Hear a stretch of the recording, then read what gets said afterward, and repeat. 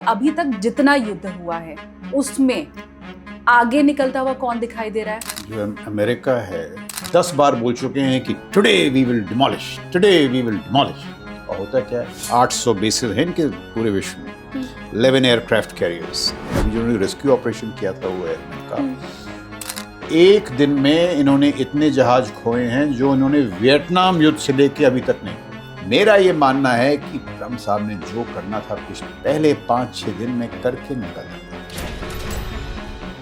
Iran की भाई navy तो तबाह हो गई, 130 शिप्स, सारे रडार एडी वेडी तबाह कर दिए, कोई जहाज ही नहीं बचे हैं, ईरान के कोई जहाज ही नहीं हो रहे। फिर भी शाहिद ड्रोन की बुनियाद पर, मिसाइल्स की बुनियाद पर मिलिट्री सुपर पावर को उन्होंने मजा चखाया।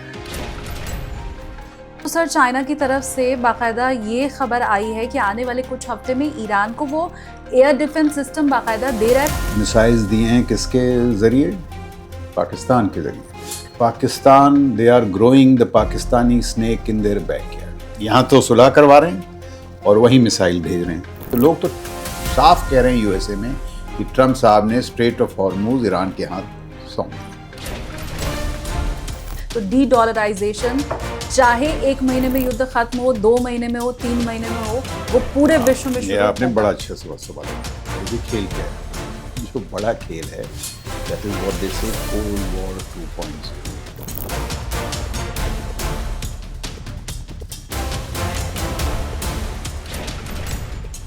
तो क्या ईरान को अब ये समझ आ चुका है कि हमारे ऊपर ये हमला तो कभी भी हो सकता है, तो न्यूक्लियर पावर तो हमें बनना ही बनना है। ट्रम्प साहब किससे नहीं उलझते? वो जो है ना नॉर्थ कोरिया के लीडर, क्या नाम है, किम जोंग उन, जो उनसे कभी नहीं उलझते। क्यों?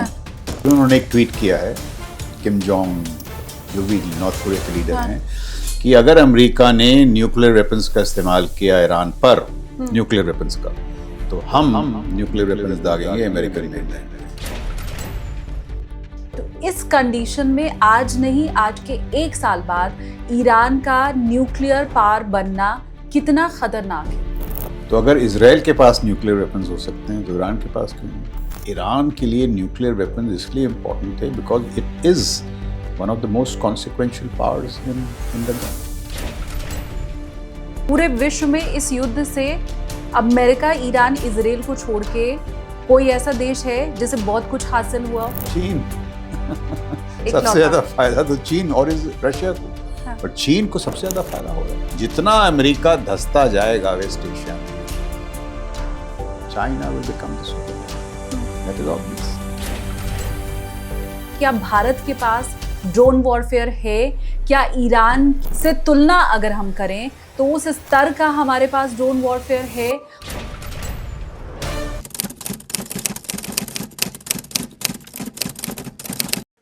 हेलो एवरीवन, अपनी कुर्सी की पेटी बांध लीजिए क्योंकि आप देखना शुरू कर चुके हैं टेक ऑफ विद एसकेटी यानी कि मैं शालिनी कपूर तिवारी। पॉडकास्ट में आज मेरे साथ हैं लेफ्टिनेंट जनरल राज शुक्ला सर। दशकों तक भारतीय सेना में उन्होंने अपनी सेवा दी है। बड़े रणनीतिकार वो हैं, स्ट्रेटेजिक थिंकिंग, लीडरशिप और मिलिट्री एक्सीलेंस के लिए उन्हें जाना जाता है।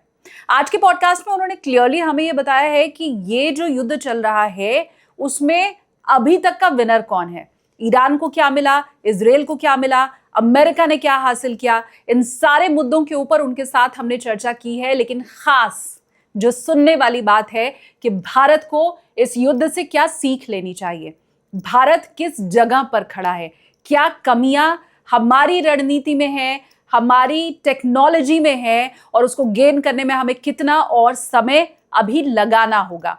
ये सारी बातें हमने उनके साथ की हैं। आपको मैं पॉडकास्ट पे आगे लेकर के जाऊं उसके पहले आप लोगों से रिक्वेस्ट कर दूं, पहला माइलस्टोन हमारा है 1 मिलियन सब्सक्राइबर का, और वो हासिल करने में आपकी मदद मुझे चाहिए। अगर पॉडकास्ट आप देखते हैं लेकिन चैनल अभी तक सब्सक्राइब नहीं किया है तो please please please channel subscribe कर लीजिए। ये बिल्कुल मुफ्त है आपके लिए, लेकिन हमारे लिए बहुत वैल्यूएबल है। और चलिए अब आगे बढ़ती हूँ, देती हूं मैं बोर्डिंग पास आज के पॉडकास्ट का लेफ्टिनेंट जनरल राज शुक्ला सर को।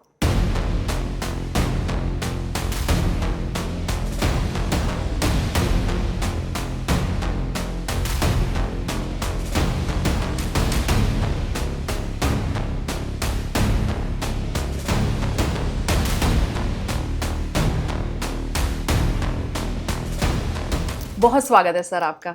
तो थैंक यू शालिनी, बहुत बहुत शुक्रिया आपका कि आपने आमंत्रित किया। Honour to have you here sir, वो भी खासकर ऐसे समय में जब वर्ल्ड में इतनी उथल पुथल चल रही है और शायद अब हम उस जगह पे हैं जहां कुछ आकलन भी कर सकते हैं। एक तस्वीर ऐसी आ रही है जिसमें लग रहा है कि पाकिस्तान की अब विश्व गुरु तो नहीं बन गया है। ये सारी चीज़ें आपसे हम समझेंगे और ऐसे समय में मुलाकात हुई इसलिए और भी अच्छा लग रहा है। पर पहला सवाल मैं आपसे यही समझना चाहूँगी कि अभी तक जितना युद्ध हुआ है उसमें आगे निकलता हुआ कौन दिखाई दे रहा है, जीतता हुआ कौन दिखाई दे रहा है? तो देखिए, ये जो है ना, मेरा ये मानना है कि इस समय जो अमेरिका है, जहाँ तक जो मिलिट्री मैट्रिक्स हैं या जो सैन्य क्षेत्र है, उसमें तो उन्होंने कमाल कर दिखाया है। They have really neutered the Iranian military. I mean, Iranian military जो है, नेवी ध्वस्त हो गई, उनके जहाज ध्वस्त हो गए। तो उस नज़रिए से so they have achieved overwhelming military victory. But what I think just what they didn't anticipate was कि डिस्पाइट अ मिलिट्री विक्ट्री, जो स्ट्रेट ऑफ हॉर्मूज है वो ट्रम्प साहब ने ईरान को सौंप दिया। Now this is the strange irony. और देखिए, अब आप देखिए उनके 4 मुद्दे क्या थे। So let's evaluate those 4 objectives. पहला था न्यूक्लियर वेपन कैपेबिलिटी।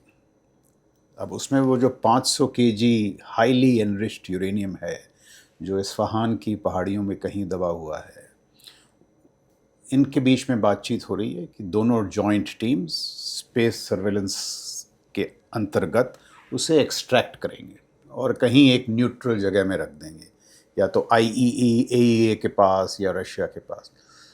ये बातचीत 28 फरवरी से पहले भी हो रही थी और ईरान कई मामलों में मान गया था, बट ट्रम्प साहब was not fully satisfied, so he did it. So the nuclear objective after 1 month of fighting, 1 महीने के बाद, वो वहीं का वहीं। रजीम चेंज आपने ईरान बर्बाद कर दिया बट रजीम नहीं चेंज कर पाए। अब देखिए उसमें और क्या है। अली लारिजानी जो थे, जो सेक्रेटरी जनरल थे उनके नेशनल सिक्योरिटी काउंसिल के, he was supposed to be a hardliner.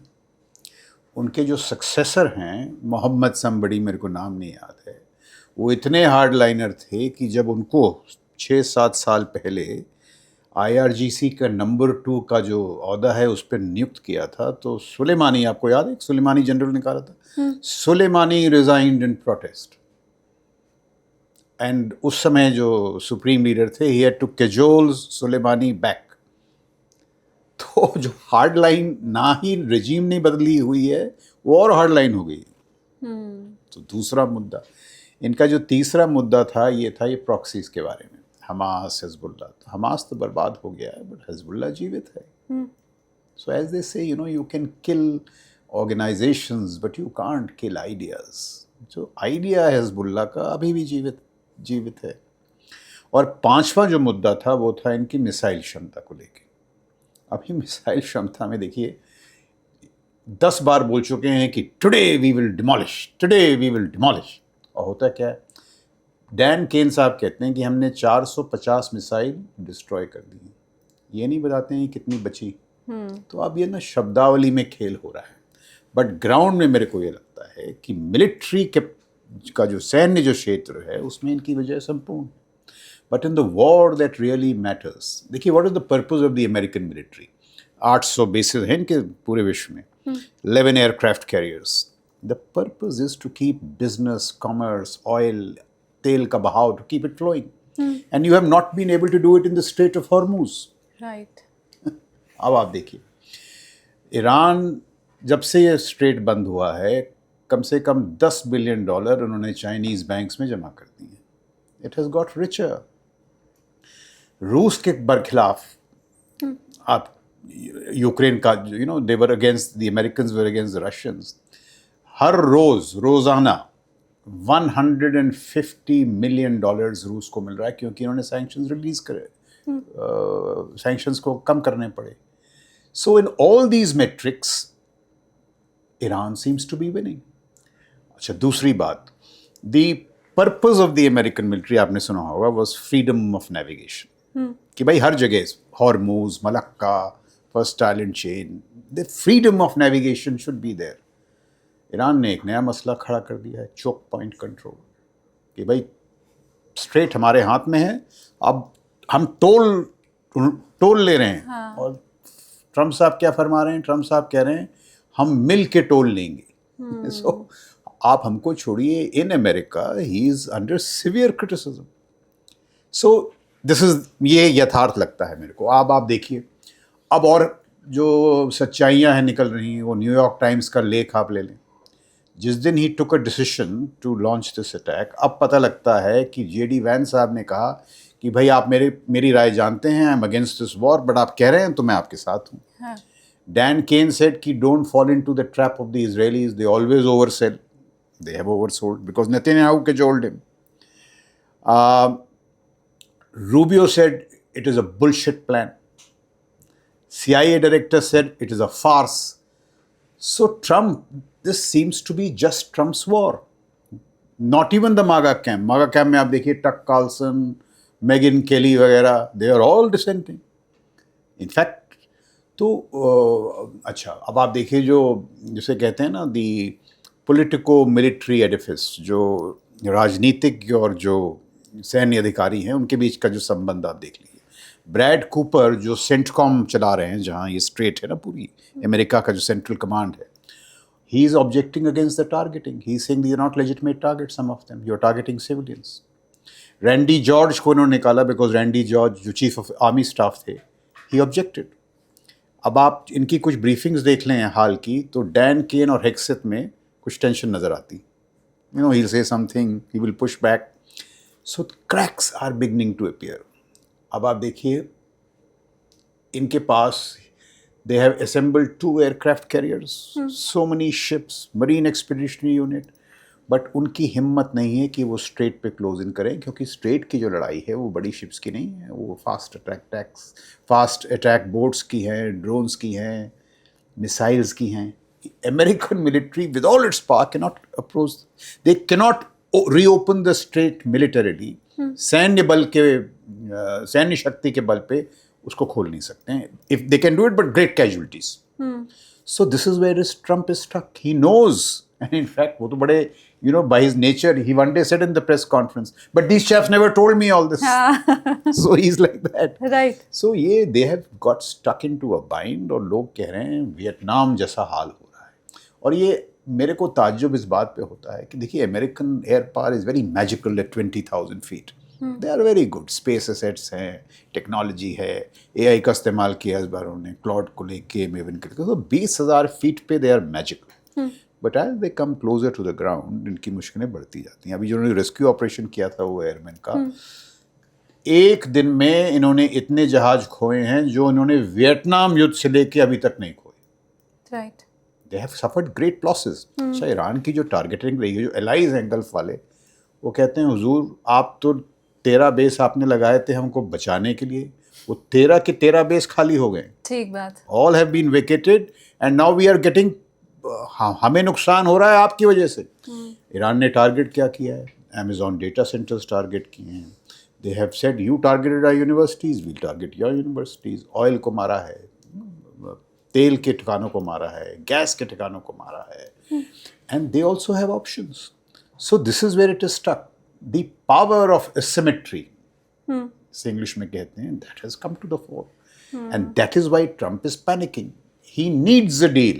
कितनी भी शेखी मार ले, he needs a deal to exit because he doesn't have military options beyond this. But table पे सैन्य तो विकल्प नहीं है उनके पास, मेरा ये मानना है। टेबल पे बैठ के तो अब वो उन मुद्दों के ऊपर बात करने को भी राजी हो गए हैं जिनके ऊपर पहले तो वो कभी राजी थे नहीं। तो ये क्या अपनी नाक खुद कटवाने वाली बात नहीं हो गई?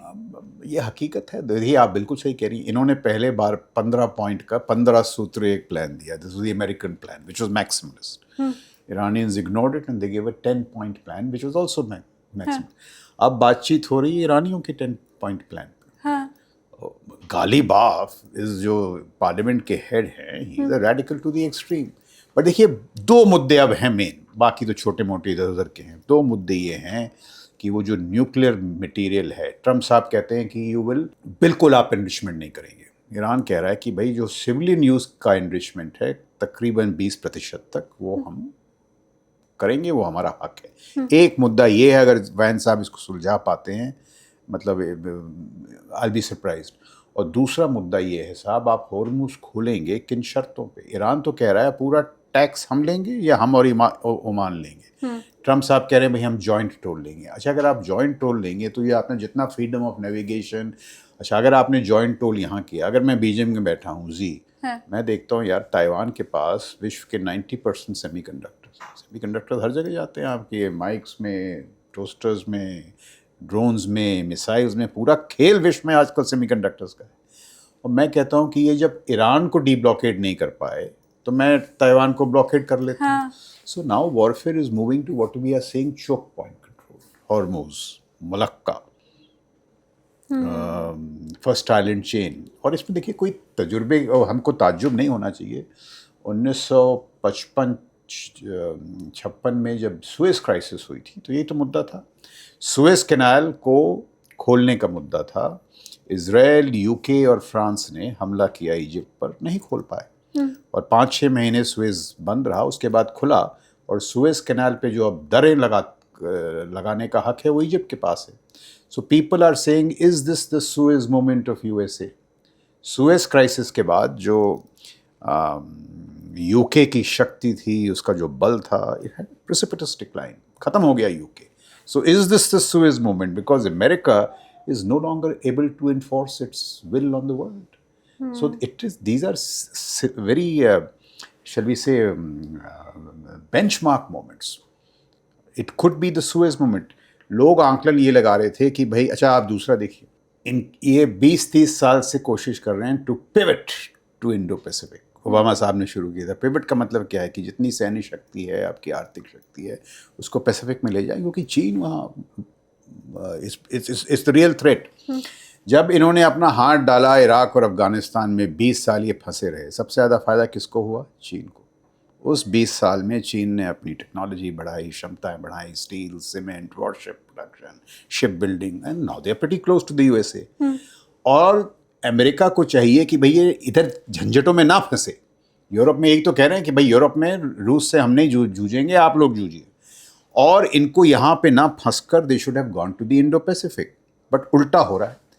ईरान ने इनको फंसा लिया, और ईरान की मदद कौन कर रहा है? 2 देश कर रहे हैं, रूस और चाइना। बिना चाइना के बाइडू 3 सैटेलाइट्स की ये टारगेटिंग कर ही नहीं पाते। बिना उनके जो मिसाइल्स हैं, उसका जो सॉलिड फ्यूल आता है पूरा सोडियम परकोलेट, वो चीन के शिप से आता है। रशिया टारगेटिंग करवा रहा है। अब क्यों टारगेटिंग कर रहा है? ताकि अमेरिका जो है वेस्ट एशिया में फंसे रहे। इनको थर्ड रेडार सिस्टम्स जापान और साउथ कोरिया से निकालने पड़े, इनको पेट्रियट्स वहाँ से निकालने पड़े। तो जो इनकी जो सैन्य शक्ति है वो पैसिफिक में कम हो रही है, इनको यहाँ वो रिसोर्सेज मूव करने पड़ रहे हैं। और अगर मैं चीन हूँ, मैं तो बड़ा खुश हूँ। अब तो सर चाइना की तरफ से बाकायदा ये खबर आई है कि आने वाले कुछ हफ्ते में ईरान को वो एयर डिफेंस सिस्टम बाकायदा दे रहा है, खुले तौर पर उसने कहा है। CNN की रिपोर्ट ये है। और मिसाइल्स दिए हैं किसके ज़रिए? पाकिस्तान के ज़रिए। तो पाकिस्तान वही, देखिए ये अमेरिकी हैं ना, ये अमेरिकी जो हैं ये कुछ मामलों में बड़े नौसिखी हैं। पाकिस्तान ने इनको कितनी बार दगा दिया है? हाँ। दोबारा वो। So I tweeted the other day that Pakistan, they are growing the Pakistani snake in their backyard. यहाँ तो सुलह करवा रहे हैं और वहीं मिसाइल भेज रहे हैं। China is sending missiles to Iran through Pakistan. There are reports to suggest that. So they have done it so many times. So in the larger geopolitics, मेरे ख्याल से despite the military, अच्छा मैं आप एक बात एकदम स्पष्ट कर दूँ कि their military has to be admired. There is no military in the world, American military, which can project power 2 oceans away. देखिए बड़ी मुश्किल बात है ये। China cannot project power into Taiwan 100 kilometers. उस पर it's nervous. They project power 2 oceans away.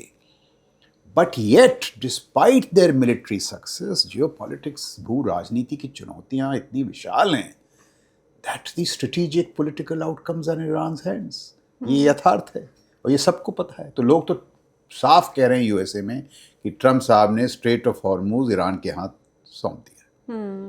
Despite the military victory, विडम्बना ये है। मैं ये भी समझना चाहती हूँ सर कि हमने बीते एक दशक में देखा बहुत से युद्ध हुए हैं, अमेरिका कई जगहों पर इन्वॉल्व रहा है, लेकिन ये वो युद्ध है जिसमें बाकी देशों का हाथ भी नहीं है। जैसे मैं भारत की अगर बात करूँ, हमारा इसमें कोई हाथ नहीं है, हमारा कोई लेना देना नहीं है।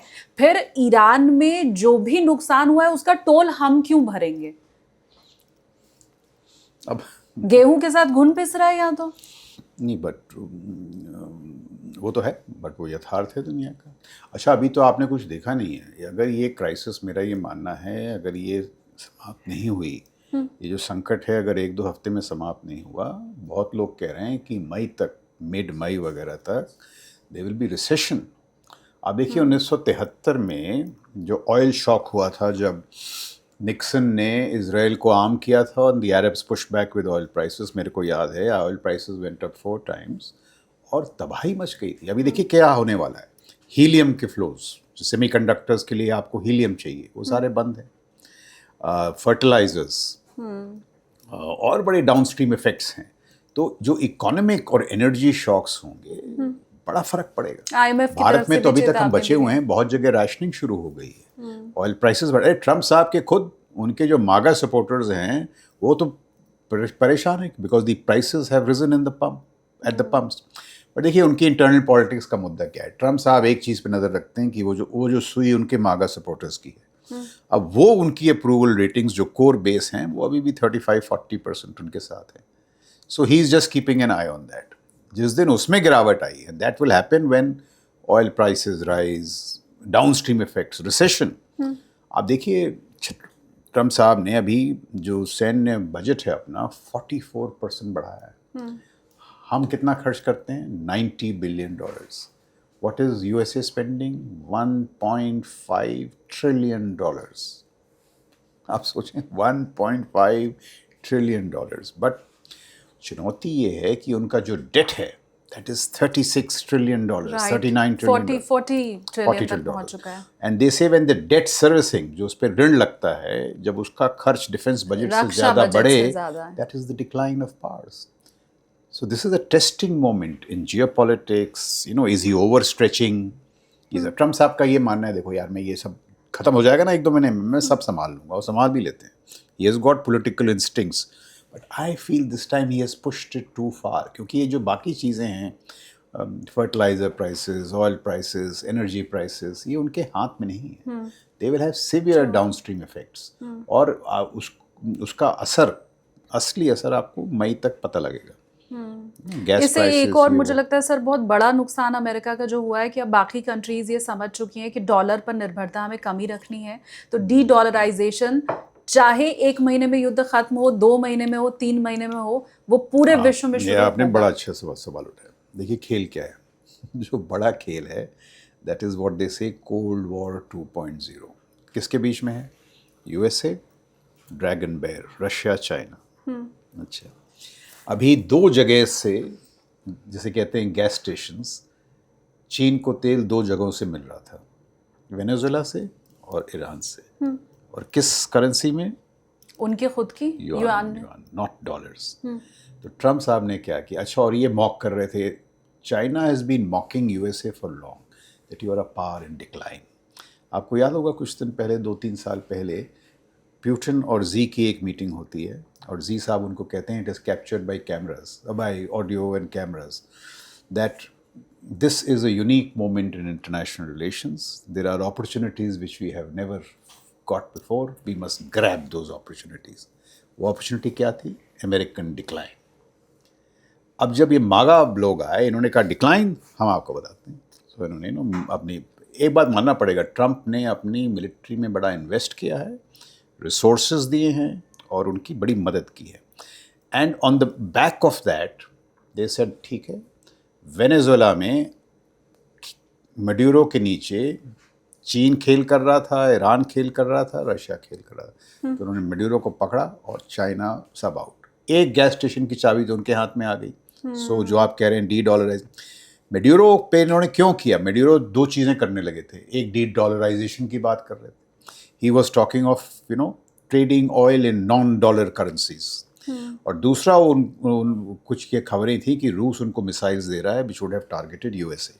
These are no-go things for the USA. भाई nobody can get missiles. Iran के साथ भी ये हुआ. तो ट्रम्प साहब ने सोचा भाई एक गैस स्टेशन की चाबी तो मेरे हाथ में है, यहाँ भी आजमा लेते हैं. Iran was weak after the Hamas attacks and all, और उनको ये न्यूक्लियर मुद्दा भी था. और साथ ही ये जब बातचीत हो रही थी उनको वो खबर मिली कि these people are all assembling on 28 फरवरी, तो उन्होंने वो हमला कर दिया. But he wanted the key of the second gas station. वो चाबी उनके हाथ में नहीं आई. So that the larger cold war is this. और देखिए आप एक और मैं छोटी सी जगह बात बता दूँ. What is American state craft से कहते हैं देयर ग्रैंड स्ट्रेटजी, जो उनकी भव्य नीति है, वो क्या है? It is to take talent from all over the world. तो आप एलॉन मस्क ले लें, हमारे सत्यनारायण नड्डा ले लें, उनकी यूनिवर्सिटीज़ में they give them great space and they respect talent. That talent produces technology and wealth, and from that wealth जो उनको राशि मिलती है, they use it to nurse their military. 11 aircraft carriers, 800 bases. Why? To underwrite the dollar. Maduro को निकाला, dollar got underwritten. So there is a complementarity in their grand strategy. अब खेल क्या है? जो चीन का ये डी-डॉलराइजेशन पे इन्होंने ये किया, ईरान पे किया. तो चीन के एलाइज कौन हैं? उधर मेड्यूरो थे, वेस्ट एशिया में ईरान, यूरोप में रशिया. तो रशिया के साथ भी युद्ध हो रहा है जिसको बैक कर रहे हैं, और ईरान. बट अल्टीमेटली इनका जो मकसद है that is to pivot to the Indo Pacific. अब अगर ट्रम्प साहब यहाँ फंस गए, जैसे मान लीजिए आज कुछ नहीं हुआ, अगर मान लीजिए कोई परिणाम नहीं निकलते हैं जो cease fire, what options does he have? If he tries to open the Hormuz by military mean, सैन्य शक्ति के बल पर अगर उसे खोलना चाहिए, कैजुअलिटीज़ होंगी, बॉडी बैग्स होंगी और धंसते जाएंगे. देखिए एक टर्म है एस्केलेशन ट्रैप. एस्केलेशन ट्रैप उसका मतलब क्या है कि जैसे जैसे माई टैक्टिकल सक्सेसेस इंक्रीज, जैसे आपने नेवी तबाह कर दी, एयरफोर्स तबाह कर दी है, तो मैं कहता हूँ यार मैं मिलिट्रली तो जीत रहा हूँ, बट पॉलिटिकल आउटकम्स नहीं आ रहे हैं. हॉर्मूज उसके हाथ में है, इकोनॉमी चोक हो रही है. तो मेरे को सलाह ये मिलती है, सर मिलिट्री पे जो एक्सीलेटर है ना, इसको और दबाइए और करिए, वहाँ इफेक्ट्स आएंगे. But it doesn't happen that way. Military prowess doesn't always translate into political outcomes. और आप इस पे इतना एक्सीलेटर दबाते हैं कि आप धंसते चले जाते हैं. एग्जैक्टली मैं आपको बताता हूँ, अफगानिस्तान, इराक, जो इराकी फ्रीडम था ना, आपको याद होगा 2000, भाई इन्होंने इराक में बगदाद पे कब्जा 3 हफ्तों में कर लिया था. बगदाद हैड फॉलन, और फिर 10 साल तक इंसर्जेंसी लड़ते रहे. तो this is the escalation trap. Now these are very important issues to be weighed, और वो अमेरिका में हो रहा है. और उसमें कुछ लोग ट्रम्प साहब के साथ हैं और बहुत लोग उनके साथ नहीं हैं, क्योंकि उन्होंने देखा JD Vance has always been against Iran. Military advice भी अभी थोड़ी तितर बितर हो रही है कि भाई बहुत हो गया. अच्छा आप देखें उस रात को जब इन्होंने किया था ना कि पावर स्टेशंस को मारेंगे और एकदम बर्बाद कर देंगे, तो ईरानियंस बहुत लोगों ने उन्होंने घेर लिया power stations. Now imagine if there are say 4 lakh people around the power station, are you going to target them? It can be a war crime. And American generals, जो पुराने जनरल्स हैं, स्टैन मैकक्रिस्टल एक बड़े फेमस जनरल थे अफगानिस्तान के, वो सलाह दे रहे हैं आजकल के जनरल्स को कि देखो you weigh your conscious, this is the time to stand up to Trump if he asks you to target civilians. तो बड़े मामले हैं इसमें, it's not a simple case. ये चुनौतियां हैं आज. मैं एक चीज़ ये समझना चाहती हूँ कि क्या ये पूरी शांति होने के बाद, चाहे उसमें जितना भी समय लगे, ईरान अब न्यूक्लियर पावर बन के रहेगा? क्योंकि उसको ये समझ आ चुका है, हमने क्योंकि सर ये भी देखा है कि ज़्यादातर कंट्रीज़ के पास न्यूक्लियर पावर है, ज़रूरी नहीं वो उसका इस्तेमाल करें ही. आपके पास न्यूक्लियर पावर होना ही अपने आप में काफ़ी है. तो क्या ईरान को अब ये समझ आ चुका है कि हमारे ऊपर ये हमला तो कभी भी हो सकता है, तो न्यूक्लियर पावर तो हमें बनना ही बनना है? पहले तो आप दाद दीजिए इंदिरा गांधी और अटल बिहारी वाजपेयी को कि उन्होंने बड़े छल कपट समझदारी विवेक के साथ आपको हथियार दे दिए. ठीक बात. Through the NPT challenges and all that, so they were so wise. अब आप देखिए ट्रम्प साहब किससे नहीं उलझते हैं. वो जो है ना नॉर्थ कोरिया के लीडर, क्या नाम है उनका, किम जोंग उन, जो भी, उनसे कभी नहीं उलझते. क्यों? he has got missiles which can target the mainland and nuclear tipped. उन्होंने एक ट्वीट किया है, किम जोंग जो भी नॉर्थ कोरिया के लीडर हैं, कि अगर अमेरिका ने न्यूक्लियर वेपन्स का इस्तेमाल किया ईरान पर, न्यूक्लियर वेपन्स का, तो हम न्यूक्लियर वेपन्स दागेंगे अमेरिकन मेनलैंड पे, कैलिफोर्निया, लॉस एंजलिस। अच्छा, आप जो कह रही हैं मेरा भी कुछ यही मानना है कि Iran is a 5000 year old civilisation, उसको आप ऐसे डरा धमका के you can't take their nuclear weapons. अभी तो नहीं होगा, बट जैसे ही इनको थोड़ा समय मिला, they will now go ahead and get nuclear weapons. Technology तो है ही उनके पास एनरिचमेंट की, इनके पास 500 kg है विच इज़ 60% एनरिच्ड, जिसे कहते हैं, and to get actual weapons grade you have to move from 60 to 90. Now 1 to 5 takes 1 year, 5 to 20 takes 2 years, but 60 to 90 you move in 2 weeks. And after you do that, then you have to make the warhead, इसमें 6-7-8 महीने लगेंगे। तभी तो Trump साहब insist कर रहे हैं कि वो जो 500 kg हैं वो आप हमको दीजिए, वो हमको दीजिए। बट मान लीजिए आपने ले भी लिया, उनके साइंटिस्ट को नो हाउ है, दैट सिस्टम इज देयर, वो फिर बना लेंगे यूरेनियम। सो बिल्कुल, मतलब from the American point of view they are right, because अगर जिस देश के पास मिसाइल्स और न्यूक्लियर वेपन्स हो जाते हैं, even the super power like America, कोई जवाब नहीं, कुछ नहीं कर सकते।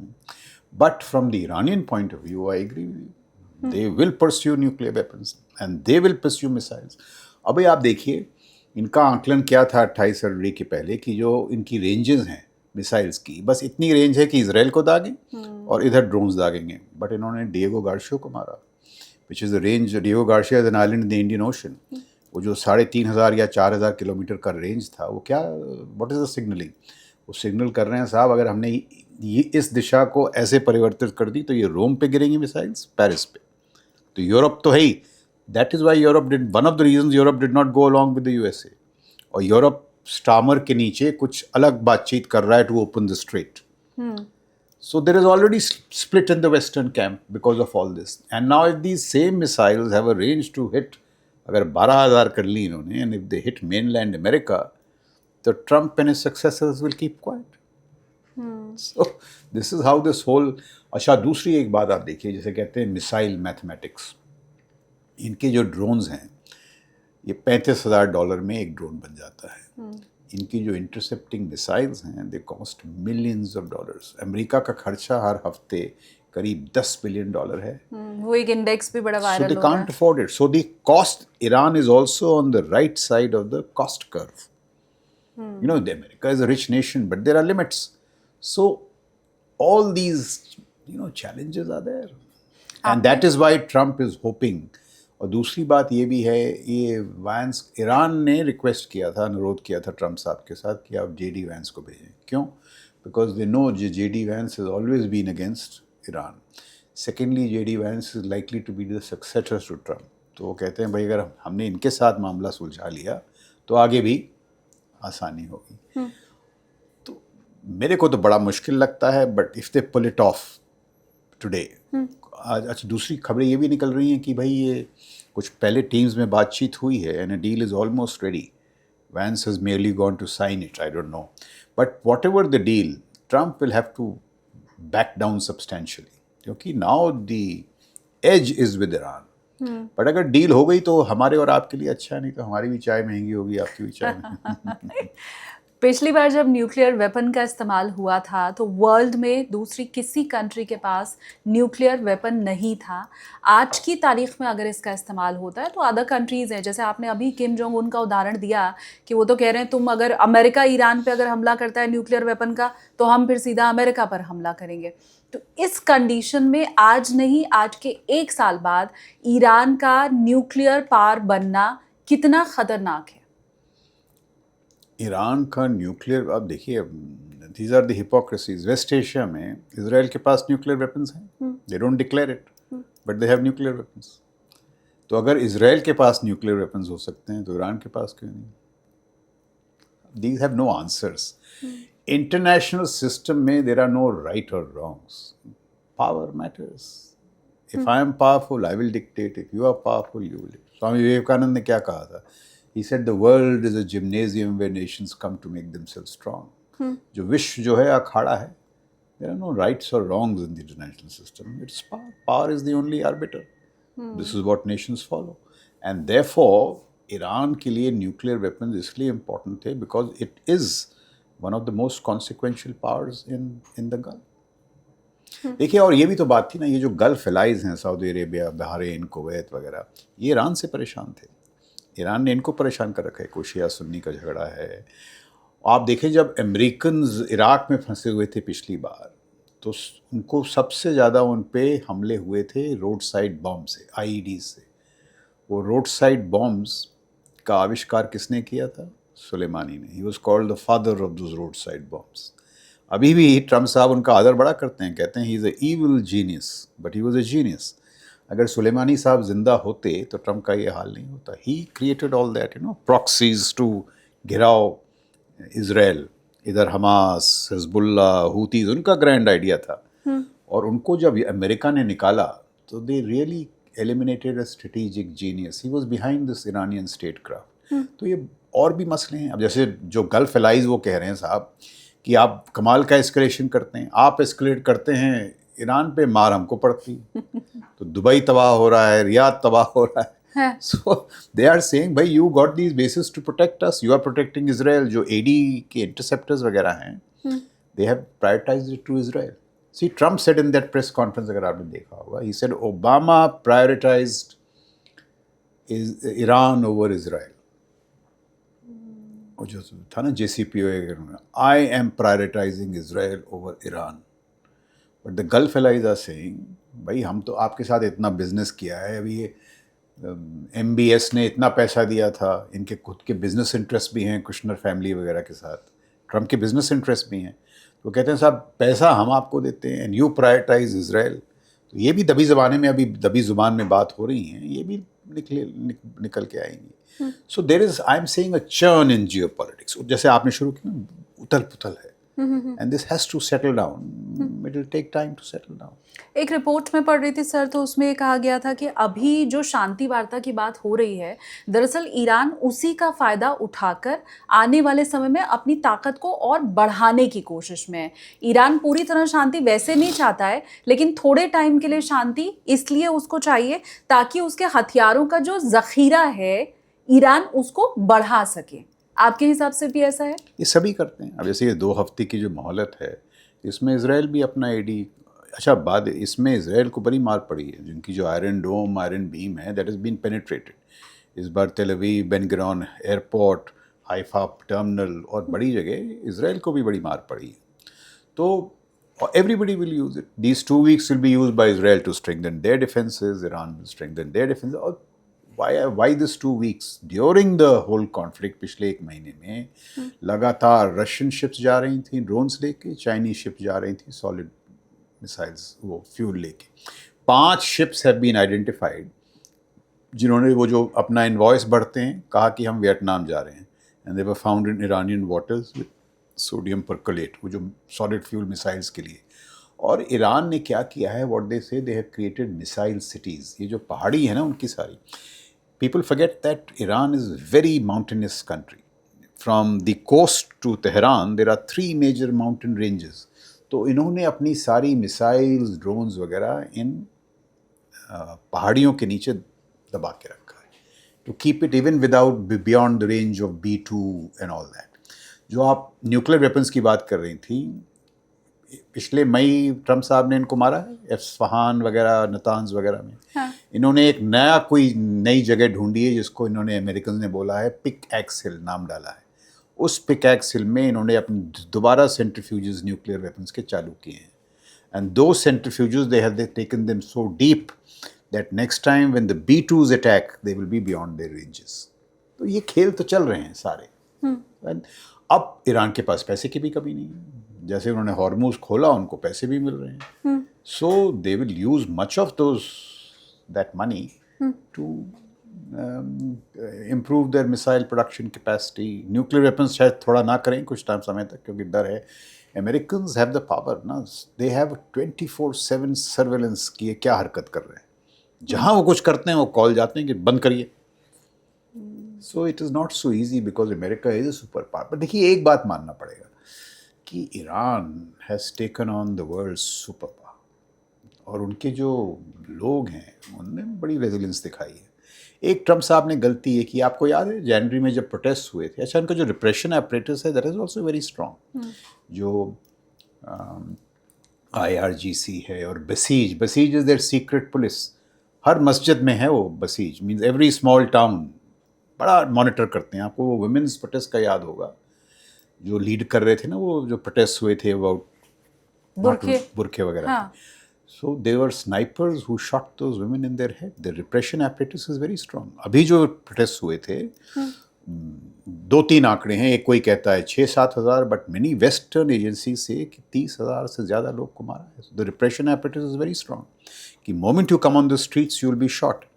तो पिछली बार जब ये प्रोटेस्ट बढ़ रहे थे तो ट्रम्प साहब ने कहा help is on the way, but वो मदद पहुंचने में 2 हफ्ते लग गए, तब तक इन्होंने मार गिराए. इस बार ट्रम्प साहब ने गलती किया कि when you say civilisational erasure तबाह कर देंगे, so what happens, nationalism grows, जिसे कहते हैं rally around the flag effect. झंडे के इर्द गिर्द people rally. So now many of those people who may have been anti regime are saying America cannot do this to us. So now it has become that, American nationalism versus Iranian nationalism. मेरा ये मानना है कि Trump साहब ने जो करना था पहले 5-6 दिन में करके निकल जाना था. That would have been what I say golden off ramp. उसके बाद इनकी मुश्किलें बढ़ती जा रही हैं, अब और बढ़ेंगी. बिकॉज सिर्फ एयर पावर से आप शासन परिवर्तन नहीं कर सकते. ये इराक में ये लेसन था, अफगानिस्तान में लेसन था, वियतनाम में लेसन था, और ट्रुप्स ऑन ग्राउंड ये डालने को तैयार नहीं है. क्योंकि अमेरिका का ये भी मानना है, देखिए ये जो ऑपरेशंस हुए थे दे हैव बीन लकी. एक भी अगर सैनिक ईरान के हाथ में आ गया, उसको वो टीवी पे घुमा घुमा के ऐसे नैरेटिव को पलटाएंगे कि वो इट बी ग्रेट. और दूसरा, जैसे बॉडी बैग्स पहुंचेंगे America, they have no stomach for body bags. अभी कुछ 25 लोग मारे गए हैं, शहीद हुए हैं, but if the numbers increase, is exactly what happened in Vietnam, the body bags. Trump, because Iran को ये एडवांटेज है that they are not subject to any democratic scrutiny, but Trump is subjected to democratic scrutiny. अभी वैसे भी mid term election है. हमने Iran में एक प्रोफेसर हैं, उनका जब लाइव किया तो उन्होंने ज़बैर, हाँ, तो उन्होंने बोला कि ईरान में एक चीज़ बड़ी फेमस है, लोग आपस में कह रहे हैं कि इतना मूर्ख सिर्फ अमेरिका ही हो सकता है, इतना मूर्ख सिर्फ ट्रम्प ही हो सकता है कि रिजीम चेंज के नाम पे वो सरनेम तक नहीं बदल पाया. रिजीम चेंज के नाम पे पिता गया तो बेटा उस स्थान पे आके बैठ गया. इतना मूर्ख सिर्फ ट्रम्प ही हो सकता है. मैंने आपको अली लारजानी की कहानी बताई, मोर हार्डलाइनर्स कम. मैं एक चीज़ ये समझना चाहती हूँ कि आपने भी जैसा कहा कि अमेरिका तो चाहता है पीछे हटना, क्या इजराइल चाहता है पीछे हटना? क्या इजराइल चाहता है कि ये जंग ख़त्म हो? अगर आज अमेरिका पीछे हट गया कि जी ठीक है, कोई बीच की संधि एक निकाल लेते हैं, बात थोड़ी हम तुम्हारी मान ले, तुम हमारी मान लो, इजराइल क्या ये होने देगा? सो लेट्स स्पीक इजराइल के नज़रिए से देखते हैं और अमेरिका के नज़रिए से, नॉट मी और यू, बट उनके नज़रिए से. तो जो 7 अक्टूबर 2023 को जो घिनौनी घटना थी, killing of Israelis and all, Israel had a genuine grievance at that time, और उसके पीछे ईरान था. तो इजराइल ने क्या किया, गाज़ा में हमास पे हमला किया, इधर हिजबुल्लाह, नसरुल्लाह. देखिए we have to admire everybody. Israel को आप देख लीजिए, उनको 2007-8 से हर रात ये पता था कि नसरुल्लाह कहाँ सो रहा है. 2008 से निकाला कब? 2024. अब मैं ये कहता हूँ ना, what we watch from India कि भाई इसको निकाल दिया, उसको निकाल दिया, these capacities take decades to create. Offensive ISR, LEO space में इन्वेस्ट करना, पैटर्न ऑफ लाइफ कॉम्पिटेंसी, ये मानना पड़ेगा. We have to understand why America and Israel are such consequential powers. They have invested in decades. अभी ये जो airman था ना जिसको रेस्क्यू किया है, कैसे रेस्क्यू किया? वो तो किसी पहाड़ी के नीचे दबा हुआ था. They used AI and quantum magnetometry. तो quantum magnetometry is so strong कि जो आपका हार्ट का जो मरमर है वो पिकअप कर लेता है 40,000 फीट से. And then they used AI to जो बाकी नॉइज सिग्नेचर्स को कम करके and to home in on this chap. When Israeli forces were, Iranian forces were all around him, वो भी ढूंढ रहे थे, पर उनके पास टेक्नोलॉजी नहीं थी. अमेरिका के पास ये टेक्नोलॉजी थी और उन्होंने नीचे आए उसको उठा के ले गए. बताइए कौन सा देश कर सकता है? इसराइल के पास एक यूनिट है 8200 9300. They pick up technology geeks from schools and colleges. So if you are a bright girl in cyber space, आपको लाएंगे. कोई आपको क्लास नहीं लेते हैं. उनकी क्लास पहला प्रोजेक्ट क्या है? नसरुल्लाह को निकालना. They work on live projects and therefore they can do that. अभी देखिए कल परसों उन्होंने निकाले हैं 100 टारगेट्स, 100 हिजबुल्लाह के लीडर्स को निकाल दिया. 28 फरवरी को 8-10 सुबह प्रातः 8-10 और 8-15 के बीच 5 मिनट में 50 लीडर्स वर टेकन आउट. और उसके पीछे बड़ी टेक्नोलॉजी है. Maven, Claude. मेवन क्या है? Any data stream. Americans have any data stream, social media feed, satellite imagery, SAR, soldier-worn devices. They merge them into an intelligence stream. And they know कि भाई उनको पता था मेड्यूरो अभी कहाँ है, शाम को कहाँ होगा, पिछले 72 घंटे के his टाइम साइकिल के बुनियाद पर, तो अगले 24 घंटे में कहाँ होगा. And with that they mesh their military capacities. तो मैं इसराइलीज़ की ये बात कर रहा हूँ कि भाई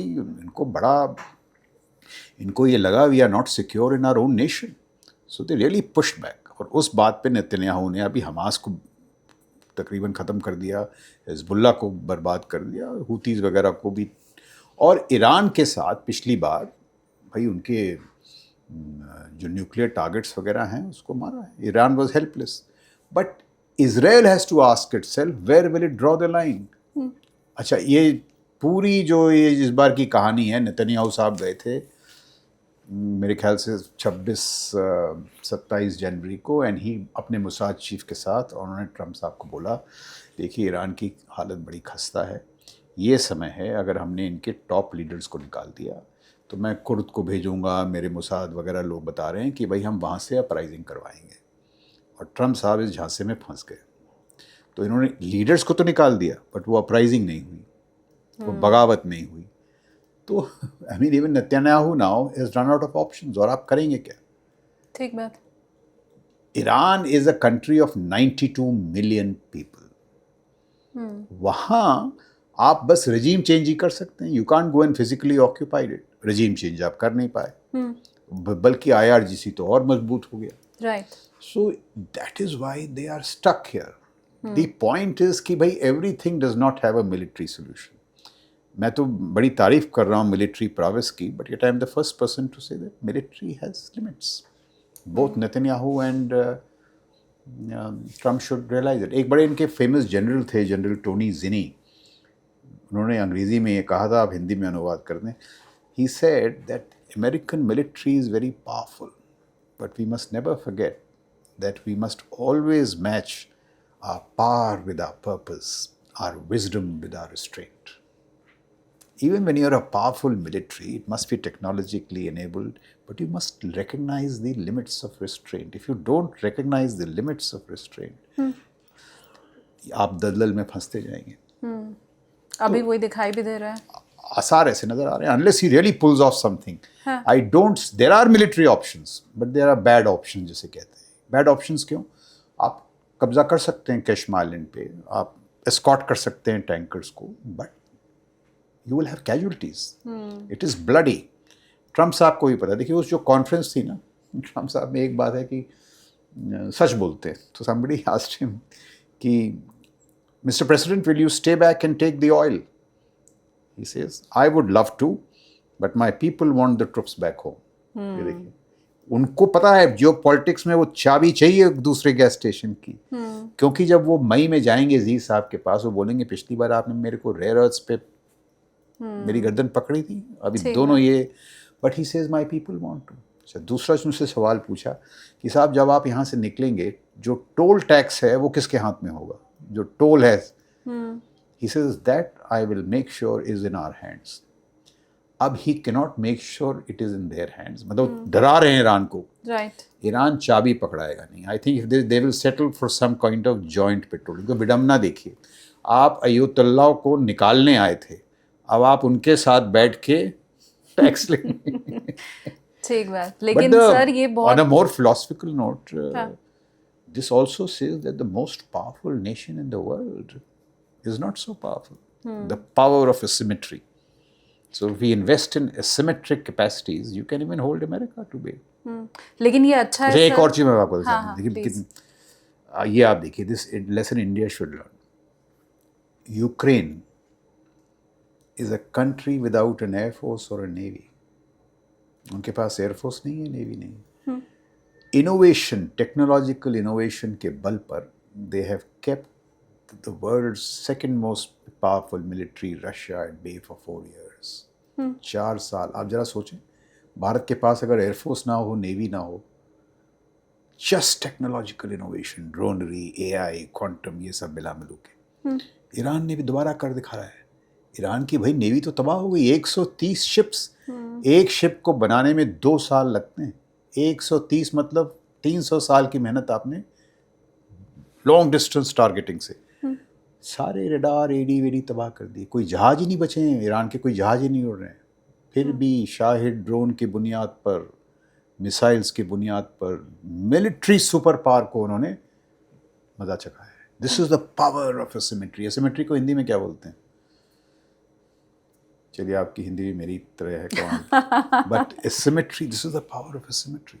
क्योंकि ये वर्ड शायद इतना पॉपुलर है तो हमारे जहन में शायद यही बैठ गया है। जी। मैं एक चीज़ और आपसे समझना चाहती हूँ सर, पर बहरहाल पहले मैं वो कह दूं जो मैं कहना चाहती थी कि ये बड़ा अच्छा है, खुशकिस्मत पूरी दुनिया है कि अमेरिका में लोकतंत्र है।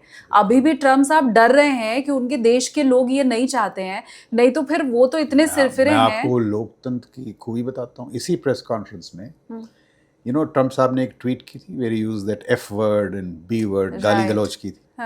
So this reporter asks him, "Ki Mr. Trump, in your tweet you have used the F word and the B word." He says, "Yes, I've used it because they are animals." Iranians के बारे में. He says, "Sir, but many people think that because you use the F word and the B word, you yourself need a mental health checkup." ये है democracy की बात। Which reporter in any country will have the guts to ask the head of state on his face? आप देख लेगा कि it is there. हाँ, ठीक बात है। So this is it. उनके साथ के लोग, टकर कार्लसन, क्या नाम है, मेगन केली, ये मागा मूवमेंट के हिस्से। टकर कार्लसन ने कहा, using such words on Easter Day is unprecedented. Easter को उन्होंने इस्तेमाल किया। हाँ, नहीं तो वहाँ पे हर बॉडी काउंट की वैल्यू है, अमेरिका वाले करते हैं, वरना अभी तक तो ट्रम्प साहब ने फौज उतार दी होती, कत्लेआम हो गया होता। टकर कार्लसन क्या है? Tucker Carlson is a social media influencer, but he was a reason why Trump used him in his campaign, because Tucker Carlson came to his side, जो Rogan came to his side, his popularity grew. अब वही लोग जो हैं, उनका ये मानना है। बट देखिए, एक और तबका भी है, वी मस्ट बी फेयर। एक तबका ये है अमेरिका में, वो ये कहता है कि भाई हमने ईरान के साथ जंग नहीं शुरू की थी, which is not totally correct, क्योंकि इन्होंने कू करवाया था। बट वो कहते हैं वो जो रेवोल्यूशन था 1969 का, 1979 का, आपने यूएस एम्बेसी को 1 साल तक हॉस्टेज रखा, फिर उन्होंने 300 मरीन्स को मारा लेबनान में। ट्रम्प साहब पे खुद निजी हमला हुआ, ईरान ने करवाया। जो पुराने इनके सेक्रेटरी स्टेट हैं, माइक पॉम्पियो वगैरह, उन पे हमला हुआ है। तो ईरानियंस, और आप करीम सज्जादपुर हैं, एक ईरानियन अमेरिकन, ही सेज कि मिस्टर खतामी, जो पुराने ईरान के प्रेसिडेंट थे, उन्होंने उनको बताया एक दिन कि खमेनी साहब ने कहा था, खमेनी जो अभी सुप्रीम लीडर जिनका देहांत हो गया, कि खमेनी साहब ने कहा था कि भाई an anti America stance lies at the heart of our revolution. तो ये जो इनकी दुश्मनी है बड़ी गहरी है। एंड अमेरिकन्स आर सेइंग कि भाई बाकी पुराने प्रेसिडेंट सभी बोलते थे, किसी ने हिम्मत नहीं की थी, ट्रम्प साहब ने हिम्मत दिखाई है। So I am just presenting to you the Israeli perspective and the American perspective without commenting on the rights और wrongs, but this is it. So many people in America think कि भाई Trump ने जो हिम्मत दिखाई, ये मैं आपको बता दूं, just from I am a military man, very few politicians would take the risk that Trump took.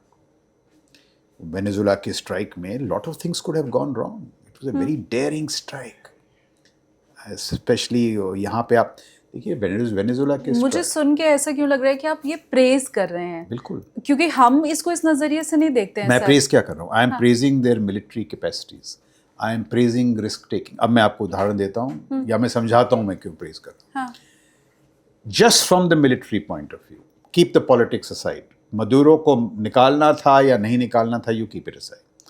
Once a decision has been taken कि भाई मदुरो को निकालना है, अभी ये इस पे निर्भर है कि भाई आपके पास सैन्य क्षमता है कि नहीं। हाँ, अब आप उस सैन्य क्षमता देखें, उसका कमाल देखें, एंड द पॉलिटिकल रिस्क।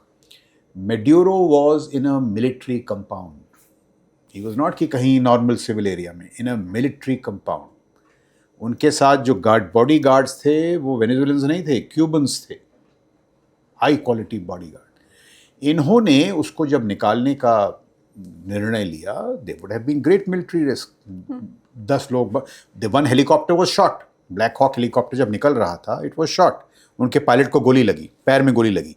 अगर 6 इंच ऊपर लग जाती that whole helicopter would have gone, 10-20 people would have died, there would been political consequences.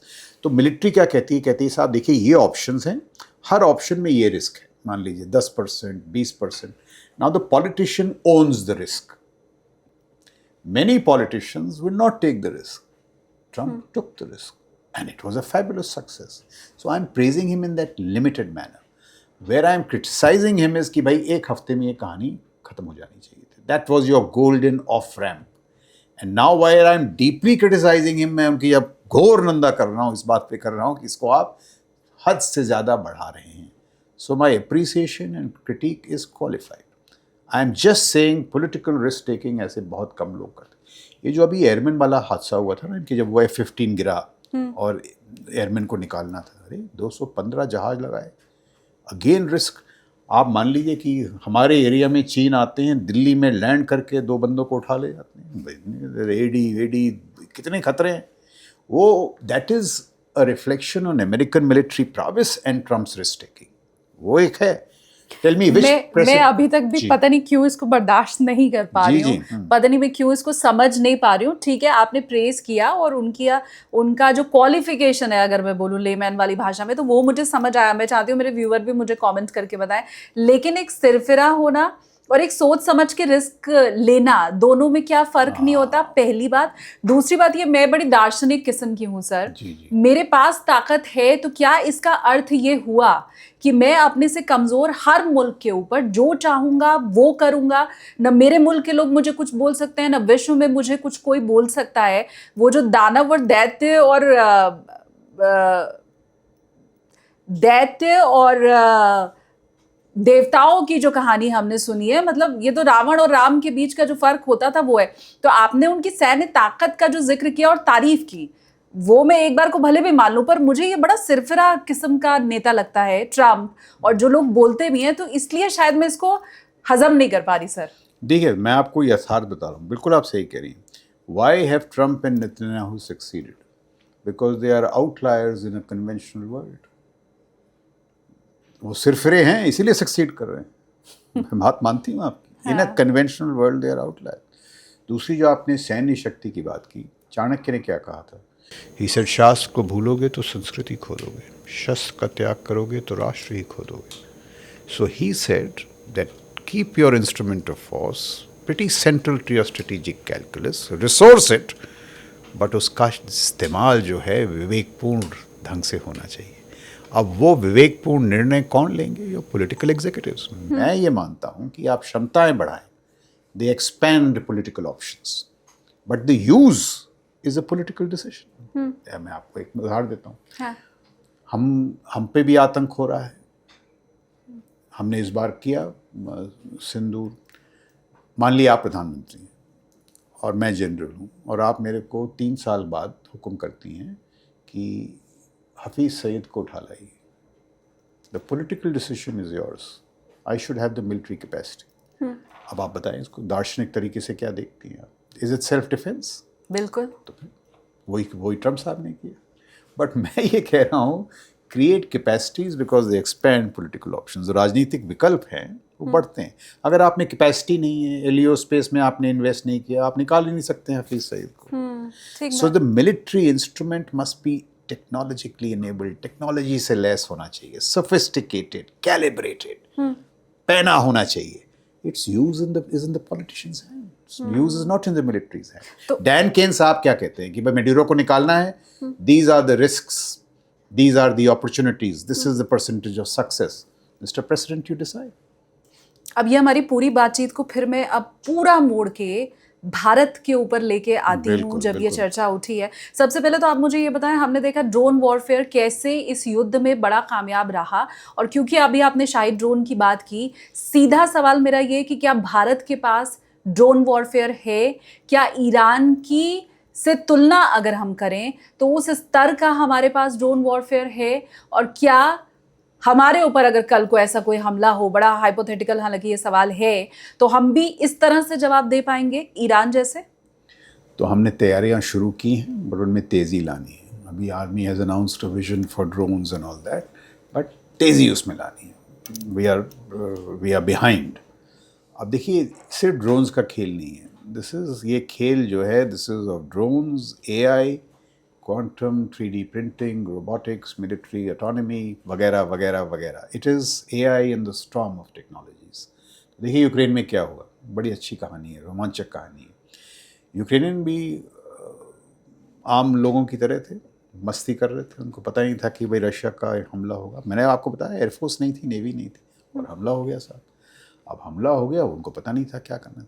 तो ड्रोन्स जो हैं उस समय 2021-22 में शादियों में इस्तेमाल होते थे. किसी ने वहाँ से 5-6 ड्रोन्स उठाए और कहा अगर ये शादी में सर्वेलेंस कर सकते हैं तो लड़ाई के मैदान में क्यों नहीं. तो उन्होंने भेजे 2-3 किलोमीटर, और वो कुछ मतलब वो कैमराज वगैरह में कुछ कैप्चर हुआ. Gradually they started investing. इन्होंने बैटरीज में लगाई, तो बैटरीज में जो रेंज पहले 2 किलोमीटर थी, अभी 2500 किलोमीटर. जो पिछला स्ट्राइक हुआ था स्पाइडर वेब में, वो मॉस्को के निकट जाके मारा था उन ड्रोन्स ने.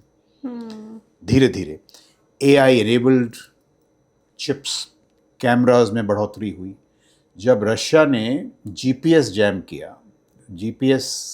किया, so they finally realize that they have to create edge computing capacities. आज जो ड्रोन्स हैं, अगर GPS डिनाइड एनवायरनमेंट में भी they can auto navigate, they can auto select targets. वो टारगेट्स का चयन खुद करते हैं because of AI and all that bit. आज ये हालत है कि इस साल Ukraine has bot 8 million drones, more than the artillery they fired last year. और एक ऐसा डिजिटल किलिंग वेब्स तैयार हुआ है AI के ज़रिए, पैलेंटियर का AI गॉथम सॉफ्टवेयर है, उसके ज़रिए कि साहब, if from detection of a target till kill, the time is 6 minutes. It is a digital killing web, dronery enabled, AI driven digital killing web. तो मैं पहली पेशकश ये करता हूँ कि ये जो ड्रोनरी enabled AI killing web है, इसको LC और LAC मिलाएं, हमारा जो लाइन ऑफ कंट्रोल है, और देखिए क्या क्षमताएं बढ़ेगी. शहजाद ड्रोन $35,000 का है. सिंपल एक ट्विन इंजन है और कुछ 35-40 कंपोनेंट है. अगर ईरान जैसा देश शहजाद ड्रोन तैयार कर सकता है when it is under sanctions, मैं कह रहा हूँ आप 40,000 करोड़ दें, 1 साल में हमारे पास 1 लाख ड्रोन्स होनी चाहिए. तो ये सब चीज़ें, look at today the only thing more expensive than oil in West Asia is air defence. आप देखिए वहाँ कैसे हमले हो रहे हैं. ये दुबई वगैरह में लोगों ने क्या सोचा था, दुबई में लोग ये सोचा था यार ये देखिए बाकी जो है ना ये लड़ते रहते हैं, हम यहाँ आराम से अपना AI बनाएंगे, लॉजिस्टिक्स हब, कॉन्फ्रेंसेस करेंगे. क्या हुआ, Chanakya. If you neglect your instrument of force, see what happens. Russia की economy is $2 trillion, Europe is $21 trillion. जीत कौन रहा है? रशिया. तो पे हीट टू चाणक्य, पे हीट टू विवेकानंद, जिन्होंने कहा साहब देश जो है अखाड़ा है, तो आपका जो दार्शनिक शास्त्र है उसमें एक सैन्य कंपोनेंट भी होना चाहिए. And not for offence, for deterrence, निवारण. Make yourself so strong that China dare not look at you. I agree with you totally, we have no extra territorial ambitions. But मेरा ये मानना है, मेरा दार्शनिक शास्त्र ये कहता है that with Pakistan have combat over match. ऐसी शक्ति हो कि वो हिम्मत ना करे. and with China have asymmetric innovation, जैसे यूक्रेन ने किया है, ईरान कर रहा है टेक्नोलॉजिकल इनोवेशन की बुनियाद पर। तो ये जितने जो युद्ध हो रहे हैं इन पे दो भारत के संदर्भ में there are two lessons. Like the Israelis and the Americans have combat overmatch with Pakistan, and like Ukraine and the Iranians have technological asymmetry with China. I think that is a direct और इसको आप अपनी दार्शनिक शास्त्र में भी शामिल कर लें। Chanakya is also a thinker. देखिए एक और बात है, I will want to tell your Indian audiences, हमको ये बताया गया था कि India is only a land of spiritual thinkers. We had some great spiritual thinkers and I respect them as you respect them, but we also forgot that India also was a land of hard nose realists. Chanakya, Swami Vivekananda. What is Sam, Dam, Dand, Bhed? It is national interest by means fair or foul. तो ये जो हिस्सा है दार्शनिक शास्त्र का, इसको भी, इस पर भी तवज्जो देनी चाहिए। And for what? सिर्फ defence. We have no extra territorial ambition. अगर आप कमज़ोर होंगे, आपकी आंख में सब उंगली डालेंगे।